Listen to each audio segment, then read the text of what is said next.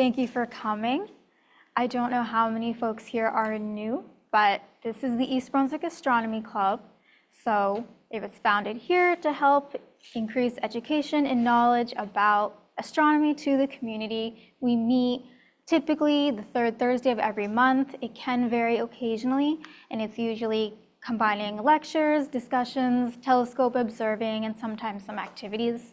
It is open to everybody, including teens, adults, and children. We do try to do a children-focused event roughly once a season. So we are trying to encourage collaboration also with communities, community organizations, high school teams and such. So we try to bring together the community. And if you have a telescope, you're welcome to bring it. Okay, so today we are presenting you guys. We have quick prior presentations for everybody. And so we have a few signed up today. We're also going to go through some upcoming events at the end. And then if we have, I don't know if we can today with the weather, but we usually try to do some telescope observing. Okay, so today we're having short presentations made by you guys. So this is a very interesting day because we'll have a variety of different topics. Okay. So we're going to have like a moth to a flame, light pollution and why it matters, some less well-known astronomy facts, and amateur astrophotography from 50 years ago. All right, so we'll have our first presenter who is presenting like a moth to a flame. All right, let's give her a round of applause. Hi, everyone. My name is Stephanie Holtzman. If I look familiar, it's because I was the crazy eclipse lady from last year in the township. I am a teacher at East Brunswick High School, and I'm also a member of the East Brunswick Sustainability Task Force. What I'm actually here to talk to you about is related to light pollution, which Paul will talk about in a little bit. On the Sustainability Task Force, we talk a great deal about issues surrounding the climate crisis, breakdown of ecosystems, and so forth. And so related to light pollution is actually the recent loss of populations with insects. And it turns out that light pollution actually plays a great role with this. So, and this is hilarious to me because I have a physics degree. I never thought I would be talking about bugs, but here I am. So believe it or not, insects are doing a whole lot more than just bothering us, especially at night while we sleep. They are pollinating, not just during the day. They are breaking down organic matter, so dead organisms, fecal matter, all of that, those sorts of lovely things. They're mating, and then they're also feeding on other insects. So they help control otherwise possibly annoying populations and help to keep the ecosystem in balance, which is really important. So they're basically like the unpaid night shift of the housekeeping crew, which is really important. If they weren't breaking down all of that extra stuff, we would have a lot more unwanted matter hanging around outside, and it would not be so pleasant, and it would not smell good outside. So I'm sure a lot of you have probably seen things somewhat similar to this. Maybe even your own porch light outside with moths hanging out on your door, or if you've ever been in a parking lot, maybe you've seen a whole lot of bugs. So the phrase, a moth to a flame, is actually not so super accurate. It's not that insects are necessarily attracted to the light itself, but they instinctually try to turn their dorsum or their back toward whatever the brightest object is. And in a non-light polluted area, that should be the sky. But the problem is we have so much artificial light that now they're turning their backs to all these extra street lights and lights that are left on in businesses and our porch lights and things like that. When that happens, it throws off their orientation to what is up. It can throw off their steering mechanisms, and oftentimes they'll just continue to point themselves toward whatever the closest light source is and forget to eat. So a lot of insects are actually starving themselves, and we're seeing a very large die-off, which of course, with all the other important things that they do, this is a huge problem. So there's a few important things that we can do as a community and encourage others to do as well. Number one, using motion activated lights outside. So then that way they're not on all the time. I know I live in the woods in East Brunswick somewhere, and I look out my back window and I see other backs of other houses, and everyone has lights on in the back. Multiple. Maybe we don't need all of them, right? So motion activated can also still keep us safe and still give us enough light in terms of safety. This is also especially important during the summer when insects are mating, so maybe different times of year altering our light usage would be helpful. From a physics perspective, changing the type of light that you use makes a difference. So minimizing the use of blue and violet light, that scatters really well. That's why our sky is blue, as we know. So using white, yellow, and red lights instead can help it scatter less and perhaps distract the insects less. And then also, of course, just in general, reducing the use of pesticides and fertilizers on our lawns, because that overall is having a tremendous impact on all insect populations.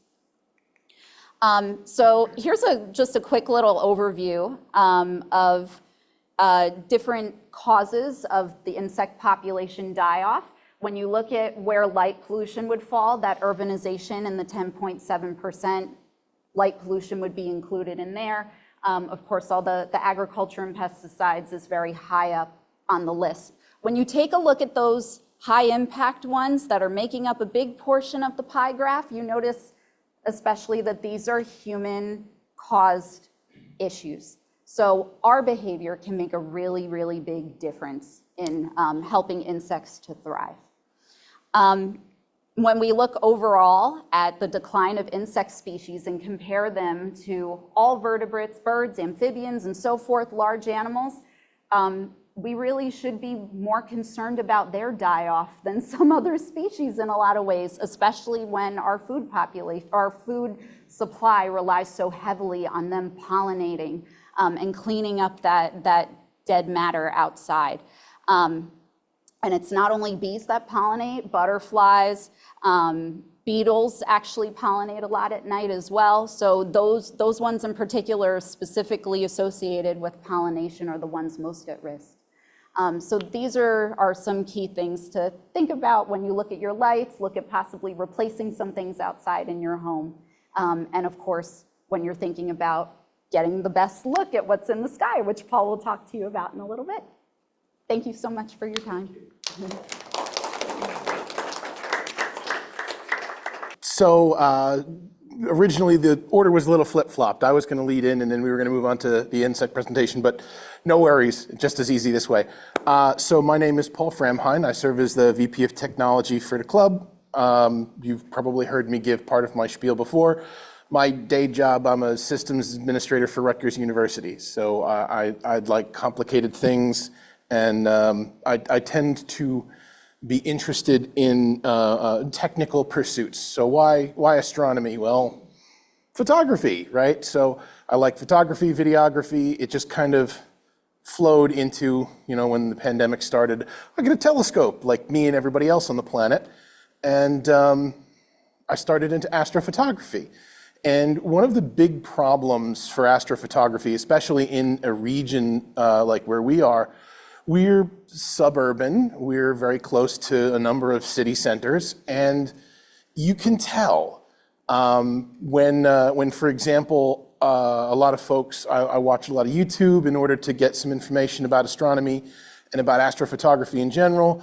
These folk live in more remote regions. A couple of guys up in Canada, some folks out in the Midwest, some other folks who are, in Texas, out in like the desert regions. And the images that they see and produce are wildly better than the same equivalent stuff that I can get here. And this particular image is not that far wrong, where you look at the big, beautiful arm of the spiral galaxy, the Milky Way, you can see it. And if you've ever gone camping and looked up in the sky and said, hey, what is all of that blobbiness up there? And realized, no, that's actually the arm of the Milky Way. Usually it's because you've gone far enough away from a city center and all of the light that is just inherent in how we live our lives is no longer quite so visible. It's really very easy to see the impact that we've had. It's a little rough and we should probably do stuff about it. So polluted skies in and around urban centers tend to have problems with not just light, also smog. As we heard in the last presentation, the colors of light, like blue light specifically, scatter really, really well. They will hit any of the various emissions, smog, smoke, anything from all our cars. The more closely together we are, the more the odds are that we're going to have forest fires, lots of vehicular traffic, all of those sorts of things.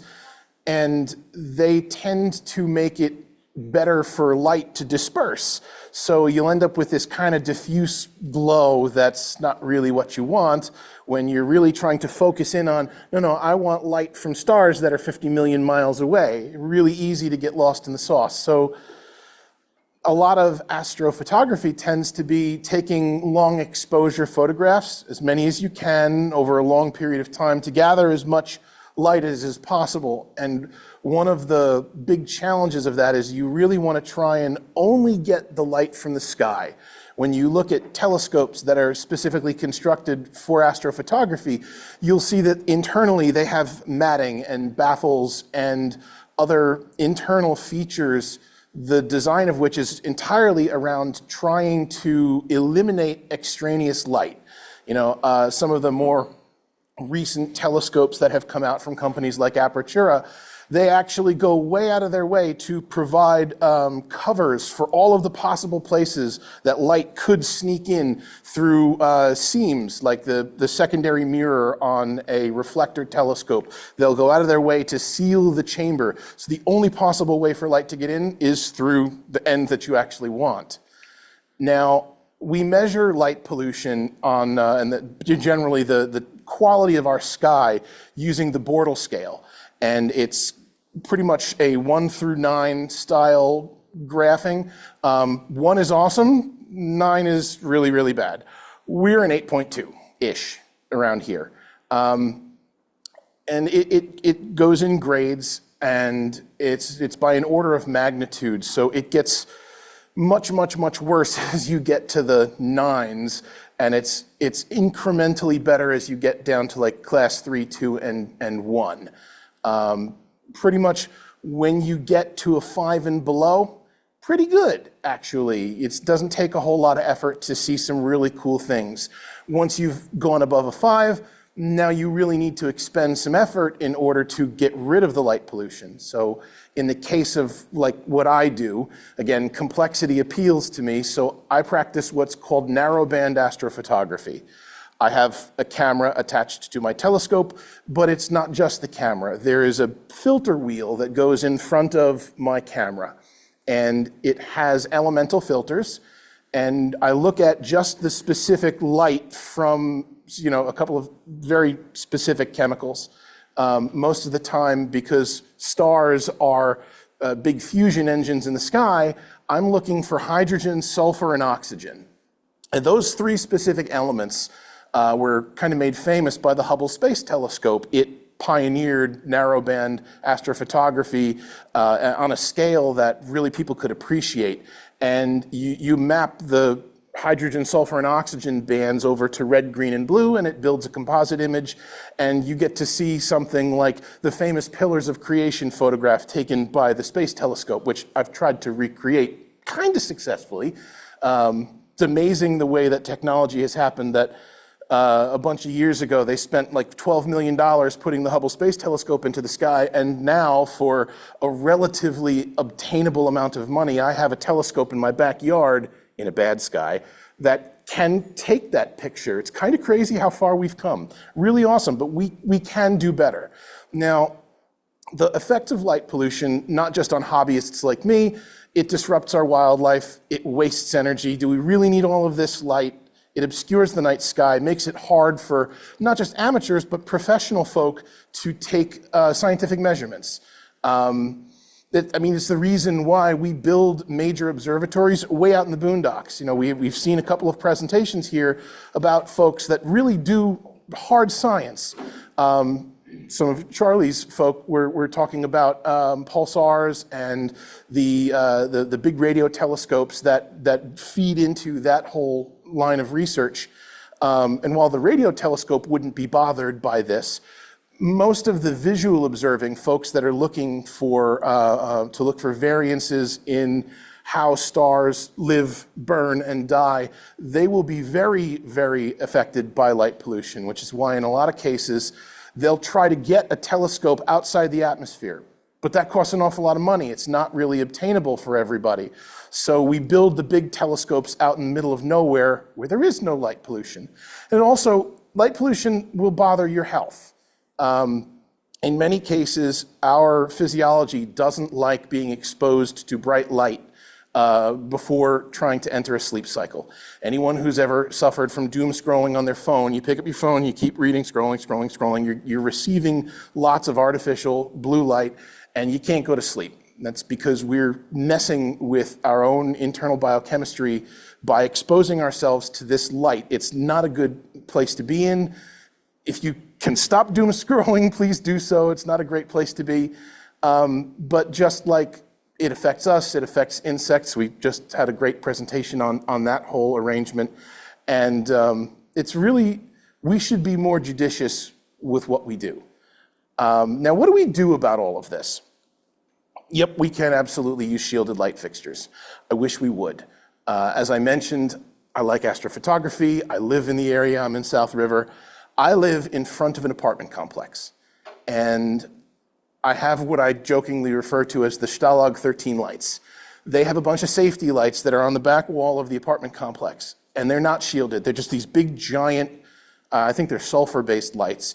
And they scream right into my backyard. And you'll notice that sulfur, that's one of my elemental filters. So while I might be able to escape the streetlight problem by using a sulfur filter, that light behind me, it's also based in sulfur. So it goes right through my filter, and I now have to deal with that big interference with that particular color channel. Makes it a challenge for when I'm editing the photos to put them all together. I gotta know, no, sulfur, it's wintertime, the trees are no longer blocking that particular light fixture. I need to keep that in mind. Again, installing motion sensors is another good thing. A couple of my neighbors have done exactly that. It's a wonderful thing. The lights are off unless actually needed. Someone's got to walk the dog, someone passes by, no problem. But it helps because you're not running the lights all the time. You're not spewing extra light into the atmosphere for scattering. Again, picking which light fixture you're using can matter. Blue light scatters really well. We shouldn't use it. If you have a choice, it's good to pick other types of light fixture. Some LEDs will tell you in the Kelvin scale how bright they are. Sometimes it can make a difference. And possibly the biggest thing that we can all do is come to places like this and talk to people, because I can't tell you how many folks that I talk to personally were like, oh, you're doing a presentation on light pollution. What do you mean light pollution? It's fine. Then no, it's really actually not. And I've shown some folks examples of what a really, really clear night can produce in terms of photography. I've done a couple of other presentations. Some folks may have seen some of my work early on in the club's presentation history, or maybe you saw some of my stuff when it hung up April or so in the library. I have one picture of the jellyfish nebula that's really amazing. The cool story behind the photograph was actually that a squirrel had caused some shenanigans at the South River substation, and the town had experienced a blackout for about 4 hours. And the electricity goes out. I'm a computer guy. I'm usually on the computer, so it's like, great, what am I gonna do? Well, I pulled out the battery bank, and my telescope went in the backyard and stared at the sky for 3 hours while they fixed the electric grid.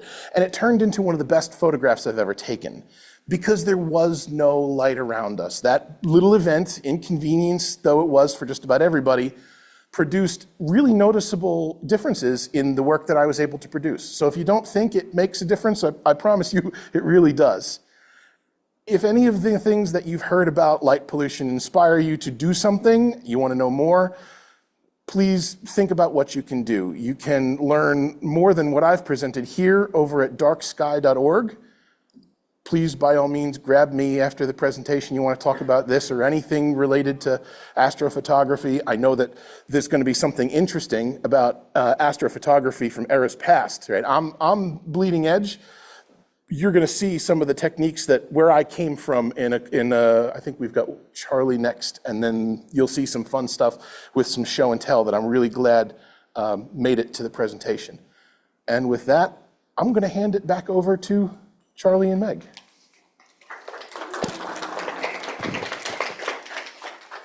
Okay, so this is going to be a little bit different.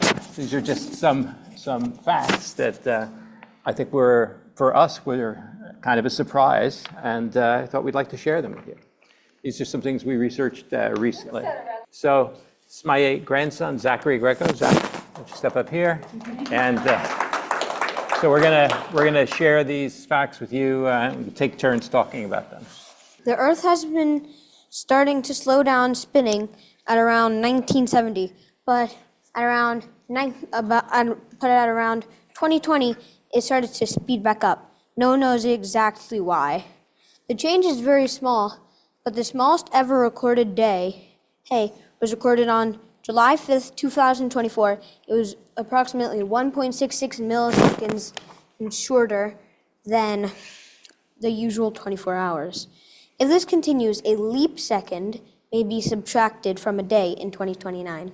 Okay, so you may know the supermassive black hole at the center of the Milky Way galaxy is called Sagittarius A star, an asterisk. And I always wondered why there's an asterisk in the name of the star.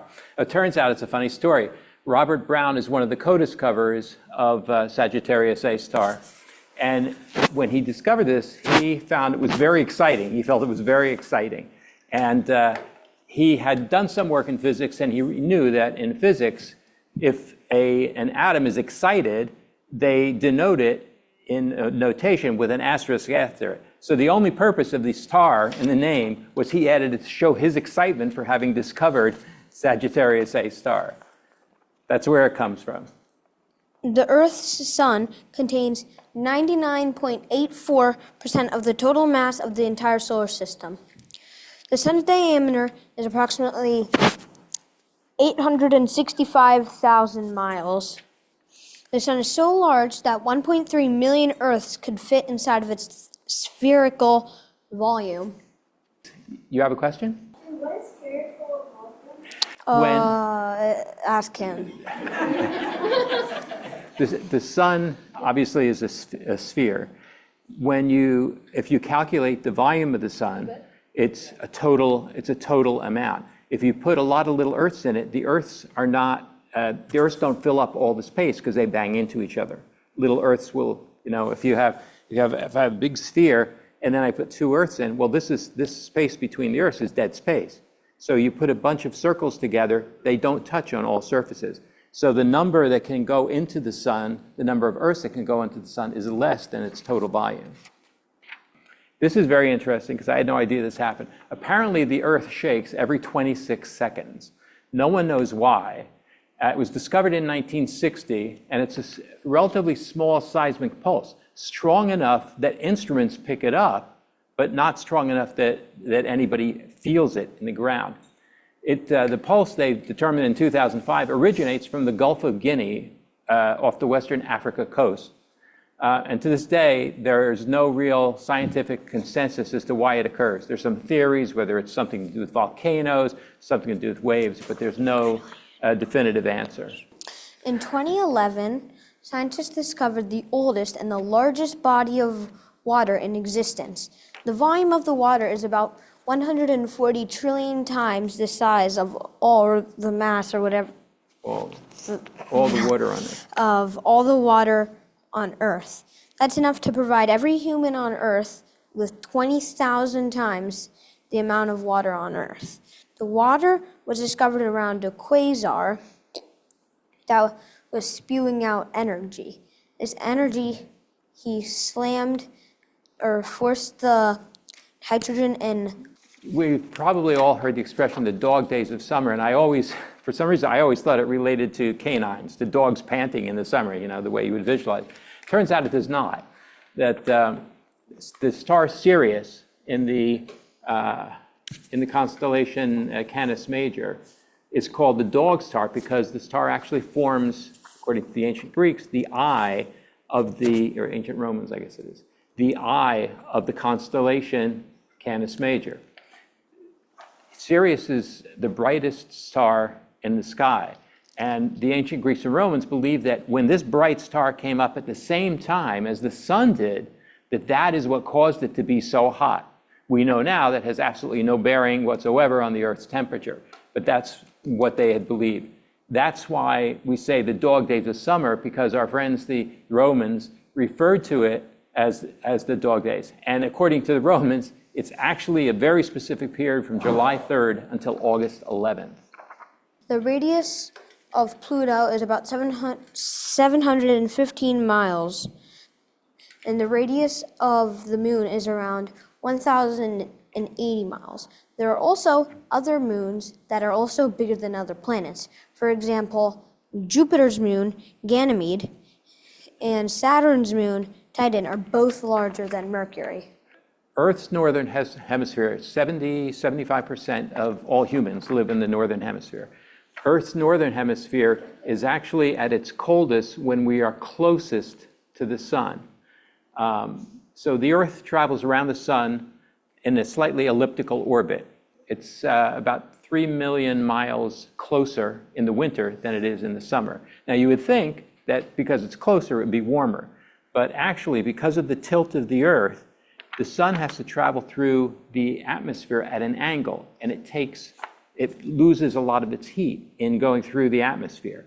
So it just happens by coincidence that in January, it's pointing away, and most of that heat is hitting the southern half of the planet. That's the reason that the northern half of the planet and the southern hemisphere have opposite seasons, because the angle of the sun in January hits directly into the southern hemisphere, and in July hits into the northern hemisphere, and that's why we have summer when we do. I have a little graphic for that because you're probably all looking at me saying, what the heck is he talking about? So you can see over here, there's a laser pointer here somewhere. There it is, right there. So this is typical of summer. You see the rays of the sun go directly into the Earth. So if you imagine the atmosphere is a couple inches thick here, it's going a pretty short distance. Down on the southern half of the planet, you can see to go the same distance, it would have to, if the atmosphere starts here, it has to go through a lot more atmosphere because of the oblique angle. If two pieces of metal touch in space, they will weld together. On Earth, there is oxygen in the atmosphere, which creates a thin coat of oxidized metal, which acts as a barrier between two metals. So if you put two metals together, you can just pull them apart like nothing ever happened. In space, though, there's no oxygen, meaning there's no oxidized layer, meaning when you put two metals together, they will weld together. This is less of a problem as you might think for astronauts, because their equipment is manufactured or made on Earth, where the oxidized layer forms before being sent into space. Okay, all the stars, galaxies, planets, and other matter that we can detect only make up 4% of the universe. The other 23% of the remainder is made up of dark matter. Interestingly, it's called dark matter because scientists have no idea what it is. The only thing they know, and the reason they know it exists, is because it has certain effects on the rest of the universe. So dark matter has a strong gravitational effect. It tends to pull things. The remaining 73% of the mass is called dark energy, and it appears to have the opposite effect of gravity. It pushes things away from it, which is very unusual.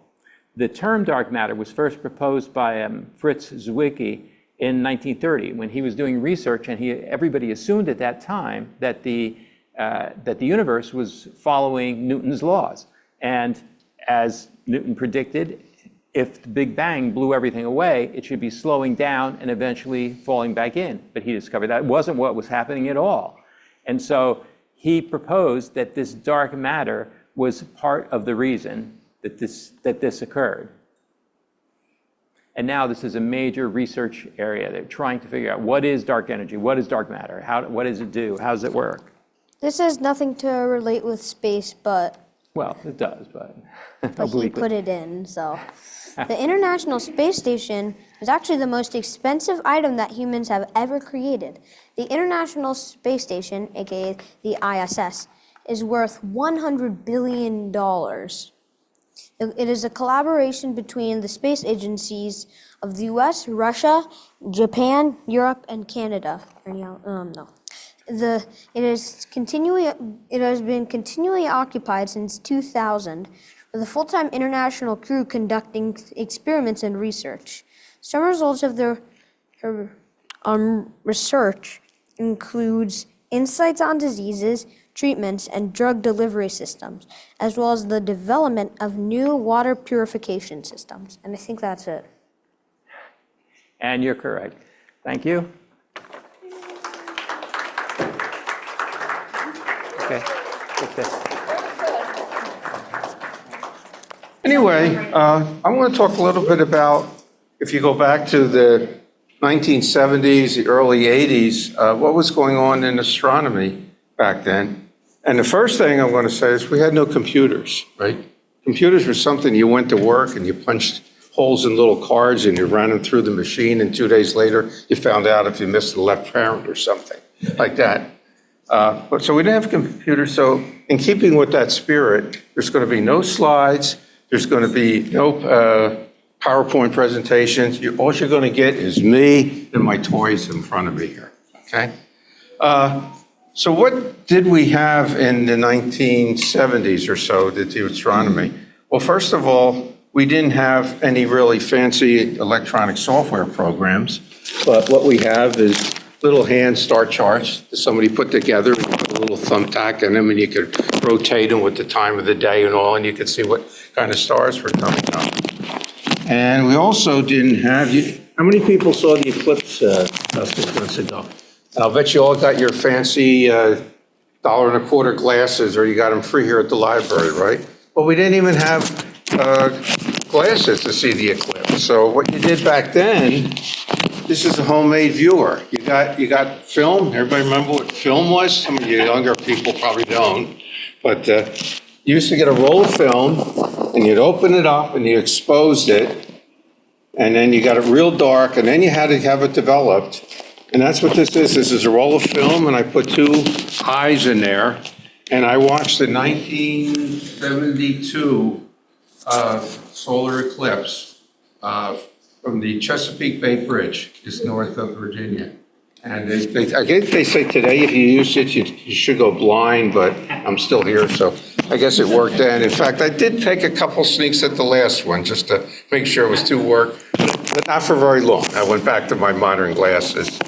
Okay. We also didn't have all the electronic stuff that you talked about with the fancy, what they call narrowband filters, right? In fact, we didn't even have electronic cameras back then.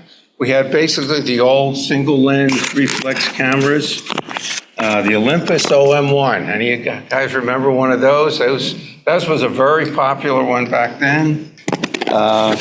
There's the old manual for it. This wasn't even original. This was a hand-me-down when my brother-in-law, who was interested in photography, got a better camera, and he kind of gave me this one.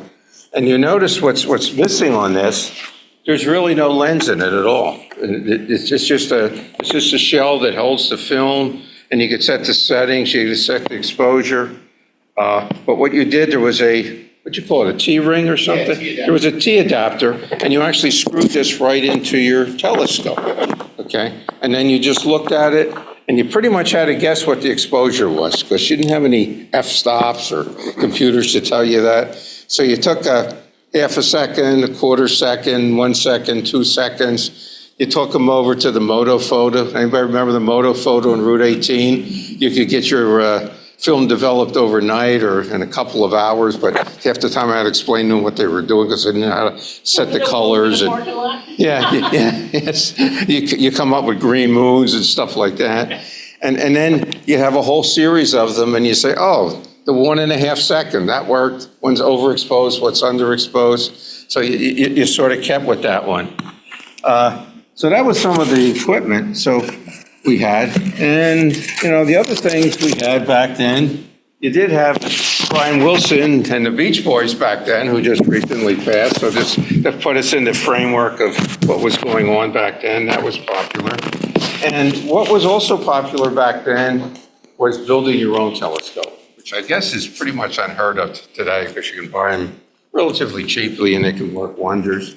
You could buy a telescope back then, but you could actually make one that was better than some of the stuff you could buy, which of course isn't the case anymore. So my brother, who was still in college, and I was newly at my first place I owned, which meant I had my own basement. So we'd get together on weekends and we actually built an 8-inch reflector. And how do you go about doing that? Well, there was this wonderful place on exit 3 of the Turnpike, was called the Edmund Scientific Company. Anybody remember that one? And you could find just about anything you wanted here. So I get a book on how to build a telescope, and that tells you everything you need about grinding mirrors and truing the shape of the mirror.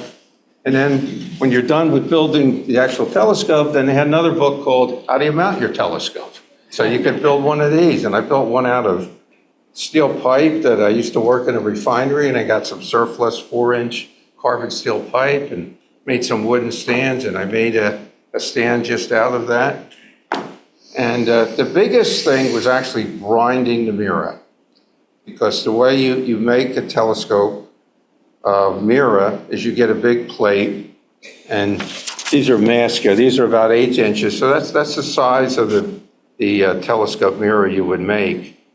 And then you get a second piece of glass, and you grind it, and you have to put a perfect sphere on it. How do you do that? Well, you get a whole series. Edmund sold a telescope grinding kit, like everything else. These are different abrasives you put on it, and this one says 50 grit. This one says a couple hundred grit. And then the one I'm not going to take out of the bag because it gets all over the place is actually plain old jeweler's rouge. So what you wind up doing, I forgot. You have to get a 55-gallon drum, because the idea is you would actually walk around the barrel and you take 10 strokes or so, take a step, take 10 more strokes, take a step, take 10 more strokes, and you go around, and then you go around once, and then you put a little more water on your mirror that's sitting on top of that barrel. And you better put a brace on it or something, because if you don't, you'll spend several hours and you'll knock it on the floor and crush it. You'll have to start all over again, so you don't want to do that. But you keep grinding it, and you put these successive layers of finer and finer grit on it until you get what's called a perfect sphere. And the fact that you're doing it consistently and you're going around in a circle, you can actually do it. It's not very difficult. You don't need a lot of skill. You just need an awful lot of time. So, we took this good part of a year, because we're only doing this on weekends for a few hours every day and all. But once you get that, then you get to the last step, and I think you had asked me a long time ago what a pitch lap was, right? So this is the bottom thing here. This is very fragile. I took it out after many, many years. You can see the bottom of it is actually the glass. And that was actually the glass you used to grind the mirror. But when you get to the very end, it has to be ultra smooth. So you can't even use the glass with rouge anymore. So you make what they call a pitch lap out of it. And it's actually made out of pitch, which you also get from the Edmund Scientific at exit 3 on the Turnpike. And you heat this stuff up, and you got to put it in a frame. And you have this thing you put into it, so it winds up looking like a pie. And it's desiccated over the many, many years, but when this thing was original, it was actually extremely smooth. And this is what you would actually, I'm almost afraid to turn it upside down because things start falling off. But you would turn it upside down, and that's when you do your final strokes with it, and you have to make a perfect parabola. Because as they learned with the Hubble Space Telescope, what's the problem with a perfect sphere?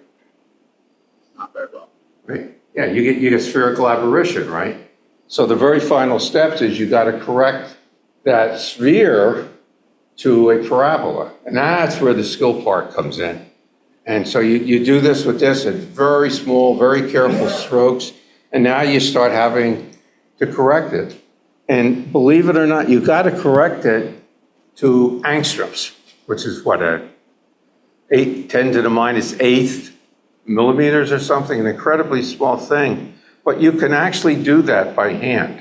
You get what they call a knife edge thing, and if you want, there's pictures of it in here. I didn't bring that because it's about this big. And you stick your mirror on one end of the room, and you stick this knife edge thing, which has a little light bulb. You put it on the other end of the room, and you have certain masks you make up. And you put these masks on your mirror, and you start cutting the light back and forth with these, with this knife edge apparatus you make. And you can actually, when the light starts showing in the different patterns here, you can actually get information. And that's what some of these things are. I used to be an engineer, so I had fun doing that. But you make all kind of drawings, and eventually you can get a professionally built telescope that you've made by hand. And then when you finally have your telescope, you want to take pictures. You can go out at night and with your Olympus camera, and you screw it in, and you can take some pictures. Now, these look nothing like what you can do today with 5 minutes with the narrowband filters, but there's some neat stuff here that I was able to do. There's some pictures of the moon. There's some, I'll throw you a few of these. Here's some pictures of Mars. There's one of Jupiter, and just maybe pass these around. But this is the kind of thing you could do 50 years ago with a hand-built telescope. Which one is this? These are Mars sizes. And here's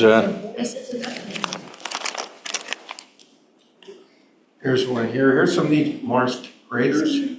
This is just a good night that I found that you can see one of these is Copernicus. This crater. Jesus. That's Mars, yeah, all those parts. You can barely see Citrus Major. Here's a couple I took of, that's not a very good one. Yeah, here's some better ones. Here's some pictures of Jupiter. So that's kind of where things were, way back when. Was there much less light pollution at the time? Pardon? Was there much less light pollution? Not nearly as much as there is now. I mean, those pictures were taken in my backyard. Again, there were no filters, so it was true lighting. But if you also notice, I took mainly planets, because with planets, you can still do a pretty decent job with it today. Now, today, the range is what they call deep sky objects. But you have to have the right equipment. And I'm amazed at what you're able to do. You kind of brought me back to astronomy, I guess, because I thought it was hopeless. But with the modern type of telescope, and you explain what the narrowband filters are, they actually block out most of the light pollution, and you only see what you really want to see, and you can take pictures of nebulas and all. Plus, you've got the time. You can let a telescope take a whole series of pictures, and then you stack them. So some of these nice photographs, you see how many different stackings you do. Several hundred images. Yeah, and you just set your thing up to do it, and then you go in at your laptop and you run it. But this is all stuff, that people used to do by hand back then. Let's see, if I've shown you everything, I think that's about it. Any questions, any thoughts? I had a question. Yeah. How you actually round the spherical circuits? How did you know you were grinding a sphere? Because by actually going around constantly, you show a sphere, and I guess I didn't say that clearly, but in the beginning, you do the same kind of testing as you would for the parabola to make sure you have a perfect sphere. Because if you don't have the perfect sphere, it's very hard to change it to the parabola later. When you're starting with a flat surface, how do I know I've got it? You making You really don't unless you test it. You can actually use your knife edge tester and you project it. So every once in a while, you'd have to put these masks on and you look at the lights. And I guess I was just lucky, but it was always coming out as a sphere. But because you were going around, 12 times around the circle and stroke, stroke, stroke, it's pretty easy to get a perfect sphere, believe it or not, on your mirror. It's much, much more difficult to get the parabola because, then it's like short strokes, long strokes, you're off a little here, you have to correct for it, But getting to the sphere was actually a fairly easy enough thing to do. And if you were a little off, you just kept going. And what you didn't do is you didn't go from one grid to the next grid until you made sure you had the sphere at that grid level. Because if you got down to the fine stuff and you had a correction that was 3 grids before, you'd have to go all the way back, okay? So yeah, every time you change the, it's a good question, every time you change the abrasive level, you did check everything. It's in the book here if you're interested how you would do it, and then there was a couple other people that wrote books on just how to correct for this and all. A lot of engineering stuff, if you're interested, I'll show you some of my other stuff, but probably boring to most of the people in the room, but it could be done. Anything else? Yeah. That guy made one like 50, 30 years ago. Yes. How would you make a telescope today? How would I make a telescope today if I were to make one? Pretty much the same, I think, if you wanted to do it, although I imagine you'd probably have an electronic laser type of way of checking the surface. You wouldn't have to do it by hand. With the tester I had was just a little light bulb, regular light bulb, with a cylinder over it with a little pinhole in it. But as far as the technique, and actually the way they grind telescopes today, it's pretty much the same, except it's all done by big machines. The Hubble telescope was pretty much made the same way. They have a mirror that's as big as this room, and then they have machines that grind it, and then they use lasers to make sure that the curvature is right. But the principles are really haven't changed. Did that? Yeah. What does that mean that's prepared and exhibit? I hear you. What does that mean that's prepared and exhibit? Oh, because rather than having to, spend many weekends just grinding it all by hand, you have machines now that can do the grinding for you. And they can have much better optical ways of checking that the curvature is right. They can use lasers and all that thing. And in fact, one of the big breakthroughs now is they don't try to make one-piece mirrors that are 200 inches long anymore. They make a lot of little mirrors and put them together. And the computers allow the mirrors to all work like they're all the one. In fact, I think what's the new one? James Webb. Well, that's not one. That's like 16 individual mirrors. Yeah. And see, back then, you couldn't get computers that were good enough to make all these mirrors work together. So now you're not building them. When they did one of the most fascinating books I ever read was when Corning made the glass for the 200-inch mirror. And he went through a couple of floods and all. It took them years, literally, to grind that, because that mirror they did pretty much the same way as I did my 8-inch. They actually have a 200-inch mirror and they underground it. But that was done in the late 40s, I think. So that basically was the same technology. But yeah, today, I mean, the only reason you do something like this today, if you were nostalgic for the old ways of doing something, I guess you could make one. But that was my start. I know.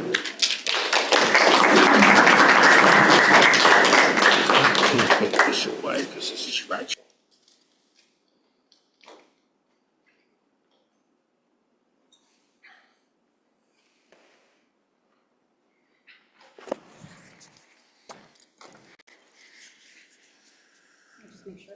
That was really great. I mean, I like, astrophotography is my thing, so it's really kind of awesome to see the the contrast of where we are now versus what the state of the art was, 40, 50 years ago.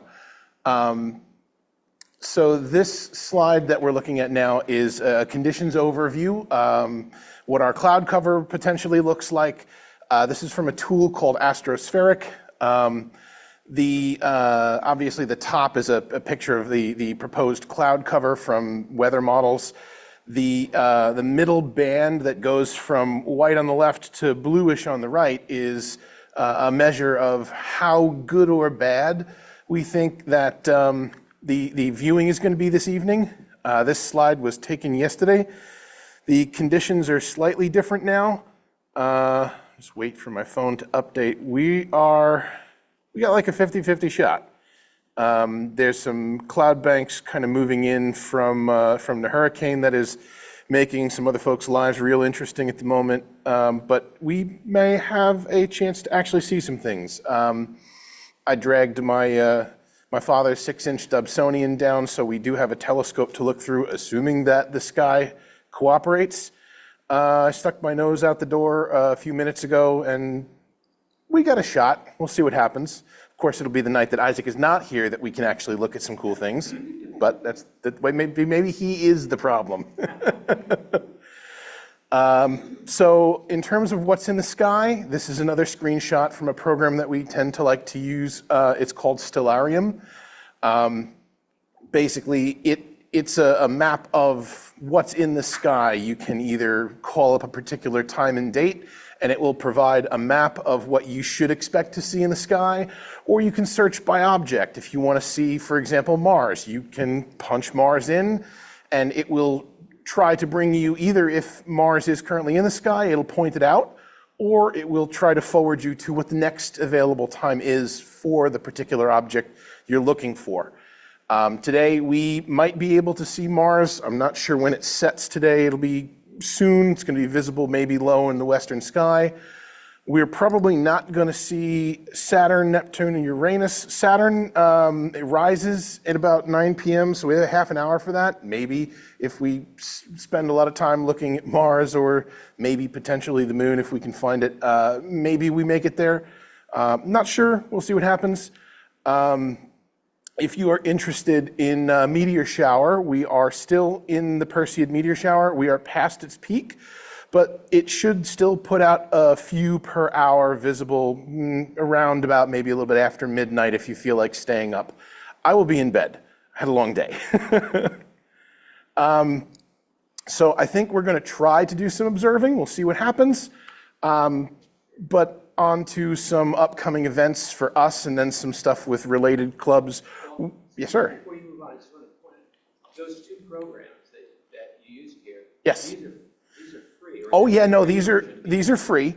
You can just download Astrospheric on your Android or iPhone. You can get to it on the web. They do have a paid version for this that gets you access to better cloud models. I paid up. It's $20, like a one-time fee. I said, no, this is absolutely worth it. It will maybe give you a smidge better planning for if you actually want to drag your telescope out. And then Stellarium, also free software. It's available via the web, but there is a version that you can pay for that contains some slightly more interesting features. For example, I have this locally on my computer at home, and one of the things that you can do, you can load a picture. If a lot of phones let you take a parabolic picture of your surroundings. You can actually load that into the extra version of Stellarium, and it will customize. You see how it's got the ring around the outer corner here? It's because it's zoomed all the way out. If you change the orientation, you zoom in and it'll show you what the sky looks like from your backyard. Now my yard is kind of very fenced in by trees. I have a lot of old foliage that gets pretty darn tall. So for me, I'm pretty much toast if what I want to look at is either in the northern or western sky. I'm hosed. I get pretty good in south and east. If I want to look west or north, I have to go out in front of my house and do something from the street side, which then gets me in line. I'm no longer dealing with Stalag 13. Now I have to do street lights. What are you going to do? Light pollution's everywhere. It's all good. So we are going to be probably having our upcoming September meeting. It moves forward. So it's that nice seasonal change where we go from 7:30 back to 7 o'clock. We do not currently have a speaker for September. I'm hoping that will change. We'll either find someone or try to reach into our bag of tricks for some presentation. Maybe I'll do something on astrophotography again. I don't know. We'll figure something out. As is usual, telescope observing will be conducted towards the end of the meeting, weather permitting. For those of you who like to go to the various towny days, we are going to be at Milltown Day on Saturday, the 27th of September from 10 till 3. And we are also going to be at East Brunswick Day on Sunday, the 5th of October, noon to 4. Please come down, say hi. We'll have some swag, meet some folks, and have a good time. For stuff that's not necessarily us, there are a bunch of upcoming UACNJ, the United Astronomy Clubs of New Jersey events. We're a affiliated club that gets us a little preferred access to some of their facilities. They do weekly programs for free starting at 8 p.m., live presentation, kind of similar format to what we do, followed by stargazing on their observatory's telescopes until 10:30, weather permitting. They are in Jenny Jump State Forest. It's up near Hope, New Jersey. They've got some very nice facilities. Isaac's been up a few times. I keep saying I'm going to go and then forgetting. And there is no light pollution, well, very little up there. They're one of the better skies in the state. If you're not interested in heading out into Pennsylvania, the best skies in the Northeast actually are in Cherry Springs, Pennsylvania. It's about a 12-hour drive from here. And at some point, I'm going to make myself go there and actually take some pictures from a really true dark sky site, but that's not today, tomorrow, or next month. The nearest that we can get in New Jersey is Jenny Jump. Great facility. They do some really awesome presentations. They typically also do things over YouTube and Zoom, so those presentations are available, much like ours, in a hybrid format. Upcoming from them on 8/16, Paul Fisher from NWJAA will be presenting, you bought a telescope, now what? Because just like a bunch of other people who maybe got telescopes for a whim or for something to do, maybe don't necessarily know what to do. I imagine that if you're building one, you know exactly what to do, and that's why you tried to build it. And then on the 23rd, Walt Windisch from NJAG and RAC will be presenting James Webb Space Telescope Update, 3 years of images. Wow, it's been up there 3 years, that's crazy. I watched when they launched the thing. It's a technical masterpiece, how they put the James Webb up in one rocket without having to assemble it, and then had it unfurl its giant bank of mirrors in space. If you're ever interested in rocket launch space technology, any of that, go look up the launching and deployment of the James Webb Space Telescope. It's fascinating. We do like to have an open discussion. So EB Astronomy Club is an association club of the United Astronomy Clubs of New Jersey. This means that you can become an observer at UACNJ. Like I mentioned, you get some perks at access to the facility, getting certified on their equipment and more. Understandably, it's kind of difficult to get some really serious telescopes if you aren't inclined to build one yourself, and you don't want to spend $10,000 on a Schmidt-Cassegrain monstrosity. You can absolutely go up. I believe they have a 20-inch refracting telescope up there that they will certify you on.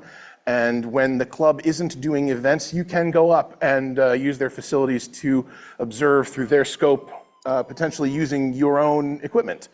There is an annual membership fee. It is slightly less for affiliated clubs.